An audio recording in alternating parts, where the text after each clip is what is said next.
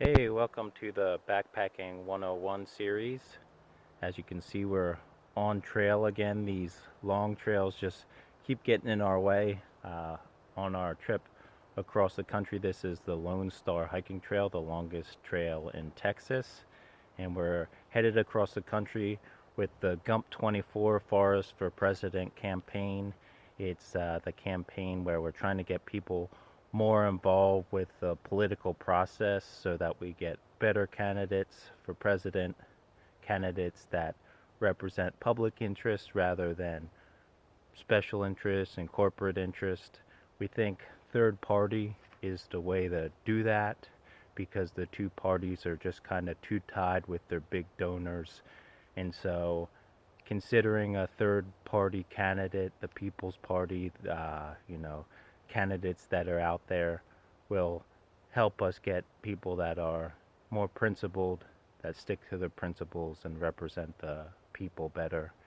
And it's in the same way, getting more involved for a better result, that we're doing this Backpacking 101 series. We're hoping that people get inspired or have a reason to go out and be able to experience the beautiful nature that's all around us, reconnect with nature, and that will make us all better people. So, the topic that we'll be talking about today is footwear. In the movie, when you remember Forrest and Bubba meeting Lieutenant Dan for the first time, he says that his unit has two rules, and the first rule is to take care of your feet. So he gives them each a piece of important equipment, one of the most important pieces of equipment, and he says keep your feet dry, gives them a couple of pairs of tube socks. And if you're like me, that might bring back memories of pictures of from the 80s and 90s, your dad or older brothers backpacking. They have these large external frame packs on, big sleeping bags lashed to them, hanging off the sides are pots and pans, maybe a folding saw or a hatchet. Basically anything that you need to be able to survive in the back country. And the of course, rocking tube socks, high tube socks with high boots that go all the way up to their calf. That's kind of an old style of backpacking that over time has changed thanks to people like Ray Jardine and the movement of ultralight backpacking. You have internal frame packs now. You might even have a frameless pack, and then the type of footwear that you're be wearing a lot or seeing a lot is just going to be trail running, sort of cross training sneakers. So that begs the question, do you need to keep your feet dry, or is it okay that your just feet dry out over time? So we'll talk about the pros and cons of boots versus trail running shoes. Hiking boots have been around forever. There's a reason for that. They offer a lot more protection than any other type of footwear. When you're out hiking, you'll inevitably come across a hidden stump or a root that's on the ground. You're going to kick it, and you might hear a couple expletives come out of your mouth. At the end of the day, if you're hiking through one last boulder field in Rocksylvania, you're going to kick a boulder. And having a pair of sturdy hiking boots, you're going to feel that less on your toes. They're going to offer you more ankle support so that your ankles aren't prone to twist or turn. Another positive or pro for hiking boot is going to be durability. Hiking equipment is an investment, and so you want something that lasts.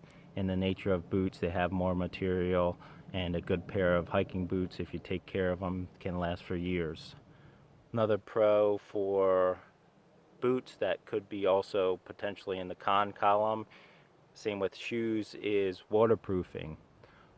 For backpackers, the verdict is still out on whether or not they want waterproof shoes because or boots. Waterproofing can keep the moisture out, but what it can also do if they're not vented properly is lock the sweat in, and so that could be a potential pro or a con. The biggest knock on boots, wearing boots, is the weight. The saying goes that a pound on your feet is like 5 pounds on your back. And in the last video, we did a gear review and what should go in your bag, and mentioned that light is right. And it makes sense if you're lifting your feet up all day. A heavier pair of boots are going to make your trip a little bit slower and maybe feel a little bit longer. So that's the biggest reason that a lot of backpackers have transitioned into a trail running shoe. With the trail runners, the positives would be the weight, first of all. You know, you're going to be a lot more nimble, a lot more agile. It's going to be a lot less weight each time that you take a step, and so that would be the biggest reason for considering trail runners over boots. Another thing with the trail runners is you got material that's like mesh on them, and it's ventable and breathable, so the heat from your feet from walking all day, hiking all day, cruising, that's gonna vent easier.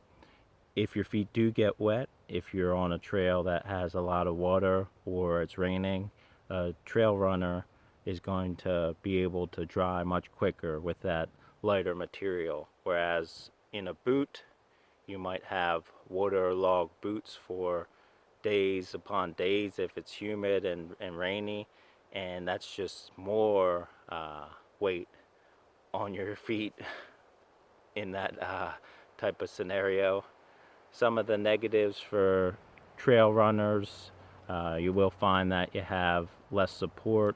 With the less weight, it's a little bit easier to pick your steps, so you don't have to worry as much about kicking those boulders, and you know, those roots will still get you sometimes, but the protection on a trail runner is obviously going to be less, and you'll probably blow through shoes more quickly when you're using trail runners. Trail runners, you know, could be considered sneakers with tread, cross trainers, but what ultimately happens is a lot of times the arch support will go, and it could be just a couple months of backpacking in them, and you'll notice that instead of a spring in your step, you're flat-footed, and that's about the time to get a new pair of shoes, because when the trail runners do go out, it will make a significant difference, and you might even feel it in your ankles and knees. Could lead to injury. Boots and shoes aren't the only thing that are included in footwear. When you're talking about footwear, socks can play a big role. You're going to want to make sure you find some form-fitting socks.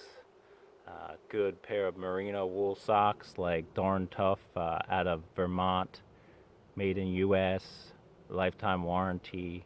But whatever sock you choose, you want to make sure that it's not going to bunch up on you, or there's not going to be crinkles in it, because what that will lead to is blisters.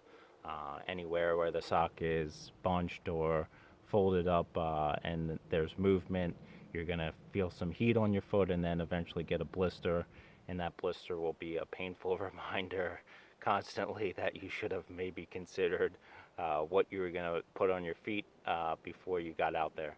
Some people basically live by wearing sock liners. I've never worn a sock liner, so I can't speak to it, but it seems to make a lot of sense, and it's not a heavy item, and they're not extremely expensive, so it seems like it would be a good option. Some people also live and die by insoles. You can end up spending a lot of money on insoles. Super feet tend to be the one that backpackers long distance stick by.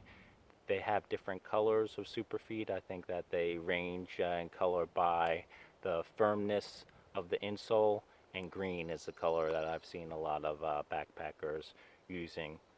Regardless of the insole, there is one thing that every shoe needs, and that is a break-in period. So you might be doing this on trail if you needed to get the shoe new, shipped to you, or buy on trail because the shoes that you were wearing worn out. Or you could be just doing this in your everyday. But if you have weight on and you're doing miles during the break-in period, you should probably expect that you're going to see some blisters.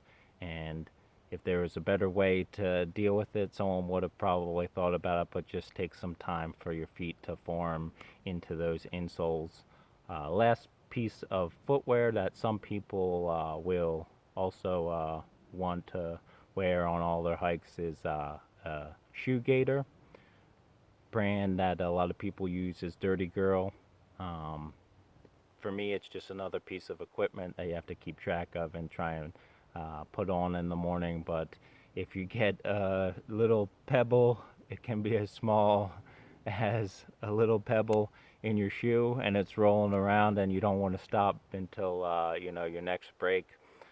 It is also a big annoyance and can be painful. So, a shoe gaiter would help avoid that sort of problem. In my experience, in terms of backpacking from all the way back on my early days on the AT, doing section hikes with my brother and friends for the weekend, to through hiking the AT and beyond, I started with a more formidable, more sturdy boot, and that was my go-to.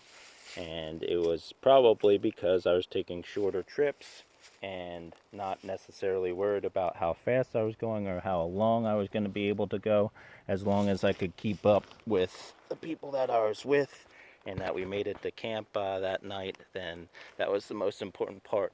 Those days I also had a pretty heavy backpack and would even maybe throw in a can of mandarin oranges, which was a great delight at dinner time when you get to camp, but also heavy. And over the progression of time, I moved down to more of a trail running shoe. You can see at this point I've been making fun of tube socks, but I have a pseudo pair on right now. This is a new pair of socks. There's nothing like putting a new pair of socks on when you're out in the backcountry. It feels great. You also have to weigh that with how many pairs of socks that you're going to carry. I got this 3-pack at a little flea market type thrift store in a town that I was going by. I was in need of socks and got this 3-pack for $6, 25% off at that little stand. So it was a good find. And I'm rocking some New Balance shoes starting this trail, this Gump 24 campaign, where I'm at about 2,000 miles. I had a pair of Hokas. They were also used from a thrift store. Wore those on the Florida Trail for a good 3 weeks through the swamps and all the water, and they eventually wore out. And so my second pair of shoes I got at a Goodwill. Any sort of big size Goodwill with a couple of racks of pair size 11. I typically get a little bit bigger shoe than I normally wear when I'm out backpacking because of your feet expanding. So I got a second pair at Goodwill, New Balance. On the back of them they said all terrain and cush, and I thought all terrain, great, cush, great. They had some tread on them, and I avoided a little bit of a break-in period because they were used. That's at least what I think happened. And then this third pair, I'm on my third pair, around 2,000 miles, and they're starting to get worn out. There was a brand new pair, a Trail Angel flat top. Stay with him and his wife Sparkles. Hopefully I got that right. And he happened to have same size, brand new pair of New Balances that I bought off of him, and lo and behold, the trail does provide. And so this is my third pair of shoes in 2,000 miles, and I'll be trading these out for probably another pair of New Balances if I can find them at a thrift store near me. But I went from the boots to the trail running shoes. If it's peak season and you're walking on something that looks like that, you really don't need boot, especially waterproof. Your trail running shoes will be just fine, and they will dry out overnight, mostly, depending on the humidity. And as long as your feet are dry in your tent overnight, you're going to avoid things like trench foot, and you'll be good. Just make sure you get to the hotel every 5 or 7 days. Take a bath with some Epsom salt, that will help. And yeah, keep those feet dry as much as you can. Keep on moving, and we'll see you out there. A final pro tip for you: when you're in the world of long distance backpacking, you're talking to thru hikers, you'll hear a lot of people talk about when they're buying a trail runner that has a wide foot box. When you're moving all day, every little detail matters, and if your toes are scrunched up versus being able to move around makes a big difference. So wide toe box is never a bad thing when you're looking at trail runners. We'll see you out there.